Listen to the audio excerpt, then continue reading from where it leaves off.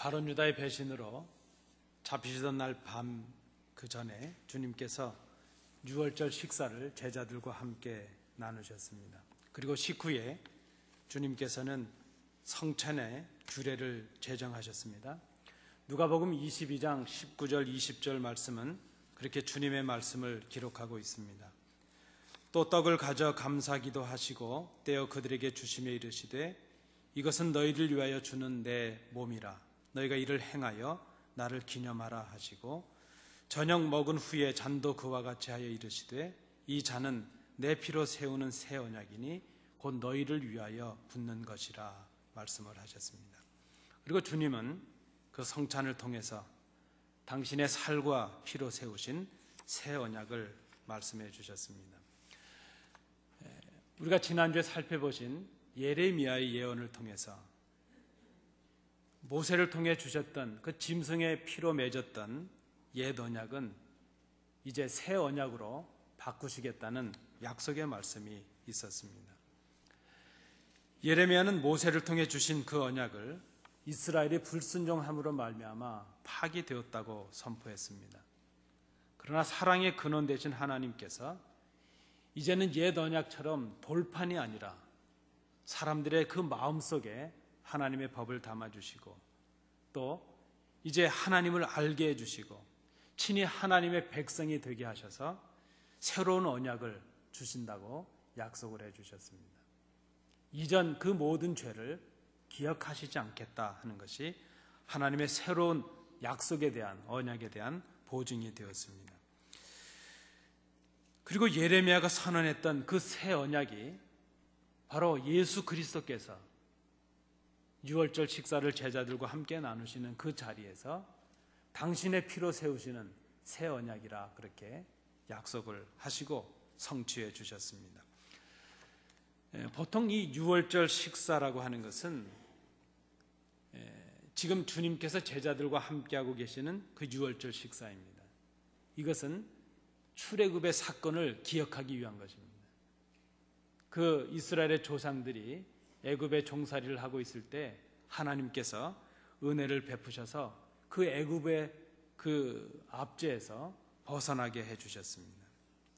그래서 그 유월절 식사는 그 자기들의 조상들이 어떻게 하나님의 은혜를 힘입었는가 하는 것을 기억하는 것이고 지금 자기들의 삶이 그 하나님의 은혜에 합당한 삶을 살고 있느냐 그것을 생각하는 그런 감사의 식사라 이렇게 볼 수 있습니다. 보통 이스라엘 백성들이 행하던 이 유월절 식사는 감사기도로 시작이 되었습니다. 식사 중에는 4번의 포도주 잔을 함께 마시게 됩니다. 그런데 그 첫 번째 잔은 바로 감사기도를 드리고 나서 다 같이 첫 번째 잔에 포도주 잔을 들게 됩니다. 그 포도주를 마시고 그 다음에 그들은 쓴 나물을 먹습니다. 쓴 나물을 먹으면서 시편 113편과 114편을 암송하고 하나님을 찬양합니다. 그리고 이제 두 번째 잔을 마시면서 양고기를 먹고 누룩이 들어가지 않은 무교병을 먹게 됩니다. 그 무교병을 먹으면서 다시 세 번째 잔을 마시게 됩니다. 그 세 번째 잔을 마시면서 시편 115편부터 118편까지의 시편을 낭송하고 하나님을 찬양합니다. 이렇게 되면 식사가 마치게 되죠. 그 식사가 마쳐지게 될 때에 이제 그들에게 남겨진 것은 마지막 4번째 포도주 잔입니다. 아마 주님께서 그 떡을 나누신 것은 중간에 유월절 식사를 하시던 그 모습으로 생각이 됩니다. 이제 식사를 다 마칠 무렵이 되었을 때 마지막 잔을 드시고 주님께서 그 잔을 통해서 성찬의 그 성찬 만찬의 규례를 제정하신 것으로 우리가 볼 수 있습니다. 말씀드린 대로 그 마지막 포도주 잔을 드시고 주님께서 내 피로 세우는 새 언약이다 이렇게 말씀을 하십니다. 사도 바울은 오늘 고린도전서 본문에서 주님께서 공관 복음서에 나타난 그 성만찬의 제정 그 말씀, 그 성찬을 정하실 때 하셨던 그 만찬의 모습을 순서적으로 다시 우리에게 보여주고 있습니다. 유월절의 식사 중에 나누시던 그 무교병 한 조각을 떼시고 감사의 기도를 드리셨습니다. 그리고 그 떡을 제자들에게 나눠주셨습니다. 그리고 나눠주시는 그 떡이 바로 너희를 위하여 주는 내 몸이라 그렇게 말씀을 하셨습니다. 이제 모든 식사가 마쳐질 무렵에 마지막 포도주 잔을 드셨습니다. 그 포도주를 제자들에게 감사 기도 후에 또 나눠주셨습니다. 그리고 그 잔을 함께 드시기 전에 이렇게 말씀을 하셨습니다. 이 잔은 내 피로 세운 새 언약이니 이것을 행하여 마실 때마다 나를 기념하라 하셨습니다. 성찬의 이 예식을, 이 규례를 제정하신 주님께서 이 예식을 행하여서 복음이 증거되는 곳마다 나를 기념하라, 나의 죽음을 기념하라 이렇게 당부의 말씀을 주셨습니다. 주님의 당부와 그 명령에 따라 초대교회 공동체는 이 예식을 행했습니다. 주님께서 행하신 성찬의 사건이 있었습니다. 그리고 그 사건이 있은 후에 적어도 40년, 50년이 지나간 후에 복음서 기자들은 그 주님께서 주셨던 성찬의 그 감격과 그 은혜를 기록으로 남겼습니다. 이 성찬의 사건이 공관복음서에 기록되고 있는 것을 우리가 알 수 있습니다. 그런데 여러분, 이 사복음서 중에 가장 먼저 쓰여진 복음서가 마가복음입니다. 마가복음이 그저 대략적인 연대로 한 70년 정도의 마가복음이 쓰여진 것으로 우리가 보통 생각을 합니다. 그런데 지금 우리가 보고 있는 이 고린도전서는 그 복음서보다도 훨씬 앞서서 쓰여진 것입니다. 에베소에 있던 사도 바울이 고린도 교회를 향해서 이 편지를 썼습니다. 대략적인 연대가 55년 정도로 추정이 되고 있습니다. 마가복음과 고린도전서의 이 기록은 그 목적과 동기에서 좀 차이가 있습니다. 똑같이 주님의 성만찬에 관한 말씀을 담고 있긴 하지만은 복음서가 말씀하고자 하는 것과 고린도전서가 말씀하고자 하는 것에 차이가 있다는 것입니다. 복음서는 그저 순수하게 주님께서 하셨던 그 성만찬의 규례를 증거하고 증언함으로 인해서 주님께서 주셨던 그 감격과 그 은혜를 사람들과 함께 나누기를 원하는 그런 사실을 보도하고 있는 복음서입니다. 그러나 이 고린도서에 지금 증거되고 있는 이 말씀은 조금 차이가 있습니다. 다시 좀 설명을 드린다면 이렇습니다.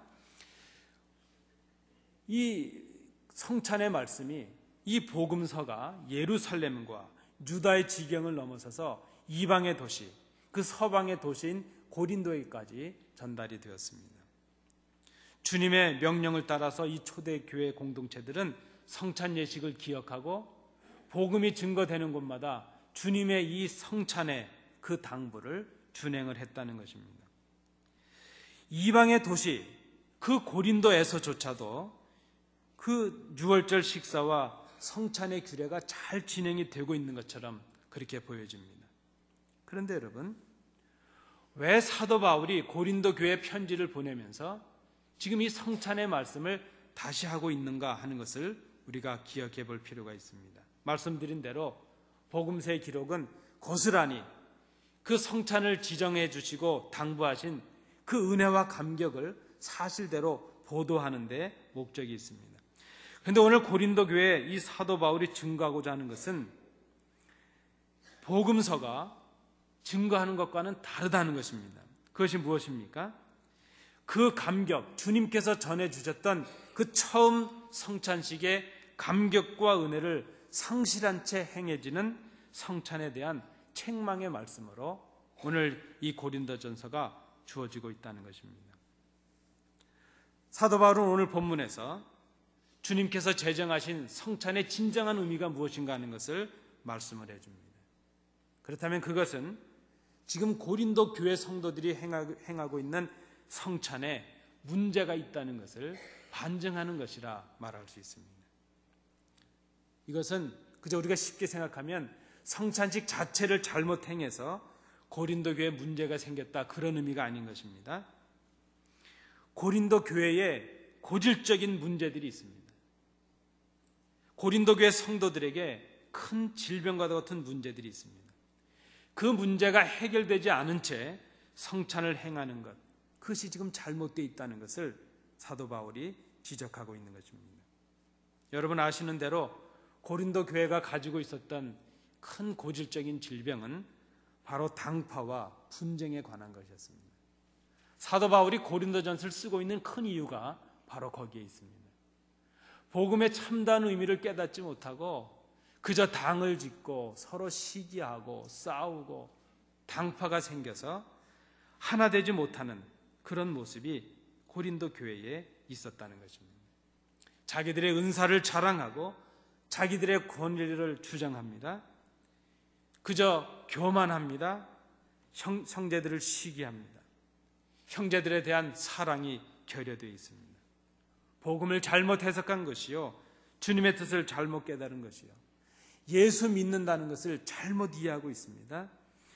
잘못된 신앙과 잘못된 삶의 모습들이 바로 성찬식에서도 잘못된 모습으로 드러나게 되었다는 것입니다.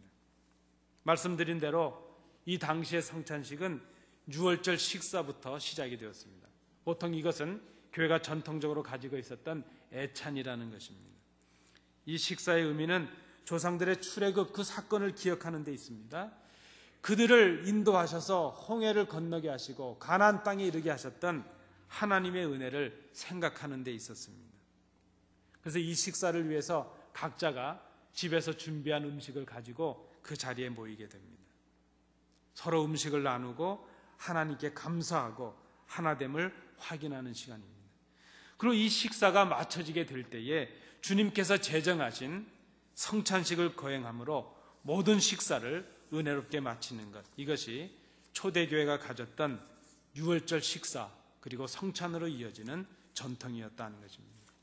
그런데 여러분, 오늘 우리 본문 앞부분에 20절, 21절, 22절의 내용을 보시면 이 성찬식에 문제가 생겼다는 것을 지적하고 있습니다. 주님의 만찬으로서의 애찬과 주님을 기념하는 이 성찬의 본질을 잃어버리게 되었다는 것입니다. 각자의 음식을 가져와서는 나누지 않습니다. 그저 자신의 배만 부르게 하고 취할 정도로 마셔버리고 만 것입니다. 가난한 사람들은 음식을 채 가져오지도 못했습니다. 음식을 가져오지 못한 사람들은 식사 시간 내내 굶주리고 있다가 성찬식을 기다려서 그 성찬식에 참여를 해야 됐다는 것입니다. 주의 만찬과 성찬의 참된 의미가 사라지고 말았습니다. 하나님의 은혜를 기억하고 그 이스라엘 조상을 그렇게 인도하셨던 하나님께서 이제 다시 오실 예수님을 통해서 우리를 하나님의 나라로 그렇게 인도해 주실 것을 그저 감사하고 소망하는 그 거룩한 식사의 자리, 그리고 주님의 성찬을 기념하는 그 거룩한 자리가 타락한 자리가 되고 말았다는 것입니다. 주님을 기념하고 감사해야 될 자리가 형제를 업신여기는 자리가 되고 말았습니다. 교회를 업신여기는 자리가 되었다고 사도 바울이 지적하고 있습니다. 주님을 기억하는 경건한 식사가 되고 그저 감사하고 하나됨의 감격의 자리가 되어야 될 텐데 그렇게 되지 못하고 그저 먹고 취하는 세상의 잔치가 되고 말았다는 것입니다. 그래서 사도 바울이 지금 고린도 교회에 이 말씀을 전하고 있습니다. 같은 말씀이지만 복음서에 나타난 말씀과 고린도에서 나타난 말씀의 차이가 바로 여기에 있습니다. 그래서 사도 바울은 다시 성찬의 의미를 말씀하고 있습니다. 잘못 행해지고 있는, 아니 잘못된 자세로 참여하고 있는 그 성찬에 관해서 사도 바울이 경계의 말씀을 주고 있습니다. 오늘 23절에 사도 바울이 그 말씀의 첫머리에 이렇게 말합니다. 내가 너희에게 전한 것은 주께 받은 것이다. 여러분, 이것을 좀 내용적인 의미로 우리가 의역을 하자면 이렇게 해석을 할 수 있습니다. 나는 너희에게 그 주님께서 제정하신 주님께로 받은 그 성찬을 너에게 증거했는데 지금 너희들이 행하고 있는 그 성찬은 주님께서 행하시는 것이 아니었다 하는 것이죠. 주님은 십자가의 그 죽음을 앞에 두시고 십자가의 죽음으로 이 성찬을 세우시고 그 죽음을 기념하라 하셨는데, 너희가 지금 행하고 있는 성찬은 주님의 죽으심과 주님의 십자가와는 무관한 성찬이 되었다. 지금 그것을 말씀하고 있습니다. 사도 바울은 이전에 이미 주님이 제정하신 성찬을 전하고 가르쳤습니다. 복음이 증거되는 그곳에 그리스도의 십자가와 죽음과 다시 오심이 증거가 되었습니다. 그런데 그 말씀을 받은 그들이 지금 행하고 있는 것은 주님께서 말씀하신, 주님께서 허락하신 그 성찬이 아니었다 하는 것입니다. 그들은 지금 성찬의 본질을 무너뜨린 채 성찬식에 참여하고 있습니다. 여러분, 성찬의 본질이라고 하는 것은 떡이 어떤 떡이냐, 포도주가 어떤 것이냐, 거기에 있는 것이 아닙니다. 이 성찬 예식이 직접 떡이 되고 포도주가 되고 그 주님의 몸으로 화하는 화채설이냐 아니냐, 거기에 있는 것도 아닙니다. 주님께서 떡에 임재하시는 임재설이나 혹은 떡과 포도주를 하나의 상징으로 보는 주님을 기억하는 기념설이냐, 그런 신학적인 논쟁에 성찬의 본질이 있는 것이 아니라는 것입니다. 어떤 떡을 쓰든지 어떤 포도주를 쓰든지 그것은 중요한 것이 아닙니다. 성찬의 본질이라고 하는 것은 그리스도가 우리 죄를 위하여 그리고 우리의 하나됨을 위하여 죽으셨다는 사실을 기념하는 데 있다는 것입니다. 그리고 주님의 죽으심을 기억하며 하나됨으로 주님을 기념하는데 주님께서 처음 우리에게 허락하신 성찬의 본질이 있었다는 것입니다.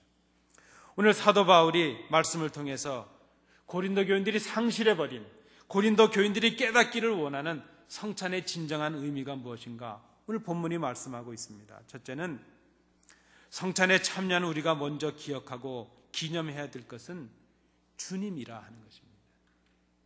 여러분, 성찬식은 주님을 기억하는 것입니다. 주님의 죽으심을 기억하는 것이 바로 성찬식입니다. 우리를 구원하시기 위해 자신의 살과 피를 주셨다는 것, 그 사실을 기억하는 것입니다. 칼빈은 기독교 강요 17장에서 이 성찬을 이렇게 정리를 했습니다. 떡과 포도주는 우리에게 영적 양식을 주는 표징이다 말씀을 했습니다. 주님의 살이, 주님의 그 피가 우리의 참된 양식이요 참된 음료라는 것입니다. 아니, 그리스도 자체가 우리의 생명의 양식이라는 것을 우리에게 말씀하고 있습니다. 여러분, 오늘 우리가 이 성찬에 참여하는 이유가 무엇입니까? 그리스도가 우리의 생명의 양식인 것을 기억하고 고백하는 데 있습니다. 우리가 아무리 성찬식에 참여하고 아무리 기도해도 떡은 떡이고 포도주는 포도주일 뿐입니다. 그것이 변하거나 무슨 의미가 생기는 것이 아닙니다. 그러나 우리가 그 떡을 받고 그 잔을 받을 때에 우리를 위해 십자가에 몸을 찢기신 그 주님, 한 방울의 피까지 다 쏟으신 그 주님, 그 주님을 기억하는 것, 그것이 바로 성찬이라 하는 것입니다. 그러므로 여러분, 성찬에 참여한다는 것은 주님의 죽으심에 참여하는 것을 의미합니다. 성찬에 참여한다는 것은 주님께서 죽으신 것처럼 나도 주님처럼 그렇게 죽겠습니다, 그것을 고백하고 결단하는 것입니다. 자기를 부인하고 자신의 십자가를 지겠다는 결단이 바로 성찬에 참여하는 우리가 해야 될 결단이라 하는 것입니다. 그런데 고린도 교회 성도들이 이 성찬의 의미를 기억하지 못했다는 것입니다. 두 번째, 사도 바울이 말씀하는 성찬의 의미가 무엇입니까? 성찬에 참여하는 우리는 그 주님의 죽으심을 증거하는 증인이 되는 것을 결단하는 것이라는 것입니다. 우리가 이렇게 성찬에 참여하는 것은 이 주님의 죽으심, 그리스도의 십자가, 이 복음을 증거하는 증인의 삶을 살아가겠다는 결단을 하는 것입니다. 우리를 향하신 주님의 은혜와 그 사랑을 기억합니다. 주님의 죽으심의 사건을 통해서 내 자신을 돌아봅니다. 나도 주님의 이 죽으심의 그 십자가의 길을 따라가고 있는지 자신을 돌아봅니다. 그리고 우리의 삶 속에 주님의 죽으심이 하나의 의미가 되게 하는 것입니다. 그런 삶으로 주님의 죽으심을 주님 오실 때까지 증거하는 사람들이 되기로 결단하는 것, 그것이 바로 우리가 성찬에 참여하는 이유라 하는 것입니다. 주님의 죽으심을 전하는 것, 그것은 주님의 죽으심을 통하여 죄인들이 구원을 받게 되었다는 그 복음을 전하는 것입니다. 주님의 죽으심 때문에 우리가 살게 되었다는 그 기독교의 핵심이요, 복음, 이것을 전하기로 결단하는 것, 그 복음의 증인이 되기로 다짐하는 것, 그것이 바로 우리가 행하는 성찬식이라 하는 것입니다. 마지막 세 번째로 사도 바울이 말씀하고 있는 성찬의 의미는 성찬에 참여하는 우리들이 하나됨을 이루기로 결단하는 그런 것이라 하는 것이죠. 교회 하나됨을 이루는 것, 이것이 바로 주님을 기념하는 것입니다. 주님의 죽으심을 상징하는 성찬은 하나님과 우리를 하나 되게 하셨습니다. 그리스도께서 십자가의 죽으심으로 하나 될 수 없었던 하나님과 우리를 하나 되게 하셨습니다. 그리고 기꺼이 주님께서 우리와 하나를 이루셨습니다. 그리고 이제 우리 서로를 하나 되게 하셨다는 것입니다. 칼빈은 성찬이 주는 그 유익을 기독교 강요에서 이렇게 말씀을 했습니다. 성찬의 유익은 그리스도와의 연합에 있다 하는 것입니다. 우리가 성찬에 참여하는 이유는 그리스도와 연합되기 위함입니다. 우리가 성찬에 참여했다는 그것은 하나님과 우리가 그리스도로 말미암아 하나가 되었다는 것입니다. 그리고 우리 서로가, 우리 각자가 하나가 되었다는 그것을 상징적으로 말씀합니다. 여러분, 그리스도와 하나 되는 우리가 해야 될 일이 무엇입니까? 우리 서로가 하나가 되는 일입니다. 하나가 되게 하신 것을 힘써 지키는 것입니다. 그러므로 주님 앞에 나와 성찬에 참여하는 사람들은 서로의 하나됨을 하나님 앞에 고백하는 하나님의 진정한 자녀의 모습으로 서야 된다는 것입니다. 그런데 이 고린도 교회가 그렇지 못했습니다. 그 가운데 큰 싸움이 있습니다. 파당이 생겼습니다. 서로 미움이 있습니다. 시기합니다. 그리스도의 그 십자가를, 그 하나 되게 하신 십자가를 무시하는 결과가 되고 말았습니다. 사도 바울은 그것을 죄를 먹고 마시는 것이라 그랬습니다. 사도 바울은 그것을 교회를 업신여기는 것이요, 형제들을 업신여기는 것이라 그렇게 지적을 하였습니다. 고린도 교회는 주님의 명령을 따라서 성찬식을 행했습니다. 그리고 우리도 고린도 교회처럼 성찬의 예식을 지금까지 행해왔습니다. 그런 우리에게 사도 바울을 통해 주시는 하나님의 말씀입니다. 너희가 받은 것은 주께 받은 것이다. 너희가 행해야 될 그 성찬은 주님께서 주신 것이다.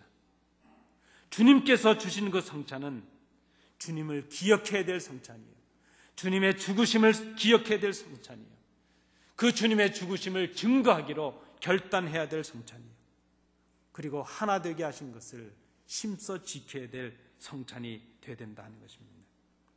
우리가 행하고 있는 그 성찬이 주님께서 주셨던 그 감격과 그 희생과 그 헌신을, 그 은혜를 담고 있는, 간직하고 있는 성찬인지, 우리가 오늘 이 성찬상 앞에서 우리 스스로를 돌아봐야 될 것입니다.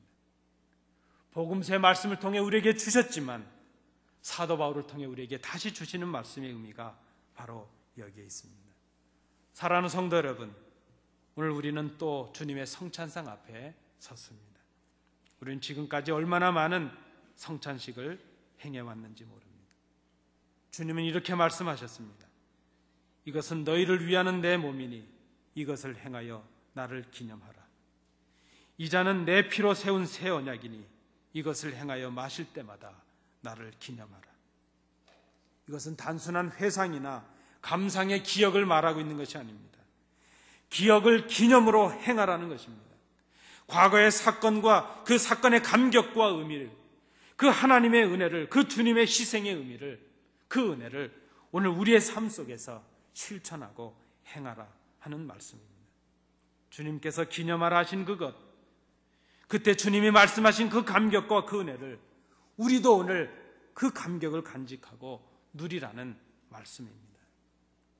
여러분, 주님의 말씀을 듣고 있는 우리에게 사도 바울의 권면이 다시 주어지고 있습니다. 너희가 받은 것은 주께 받은 것인가? 우리의 언약이 정말 주님의 그 감격과 은혜를 나누고 있는 성찬인지, 주님의 십자가를 기억하며 정직하게 우리를 돌아보는 성찬인지, 우리를 구원하신 그리스도를 이제 말씀이 아니라 그리스도의 몸과 그 피로 직접 만나는, 직접 경험하는 그 성찬인지, 몸으로 경험한 주님의 죽으심을 주님 오실 때까지 증거하겠다고 결단하는 그런 진정한 삶의 결단이 있는 성찬인지, 그리고 십자가의 죽으심으로 하나 되게 하신 그 하나됨을, 그 하나됨 앞에 부끄러움 없이 우리가 서로 하나됨을 지키고 있으면서 행하고 있는 성찬인지, 우리가 우리 스스로를 돌아봐야 될 것입니다. 여러분, 우리가 성찬상 앞에 할 것은, 앞에 서서 우리가 해야 될 것은 회개입니다. 우리의 마음을 돌이키는 시간이 되기를 원합니다. 우리의 부족을, 우리의 불충을, 그리고 우리의 나태함을, 우리의 허물을 가감없이 주님 앞에 고백하는 그런 성찬식이 될 수 있기를 원합니다.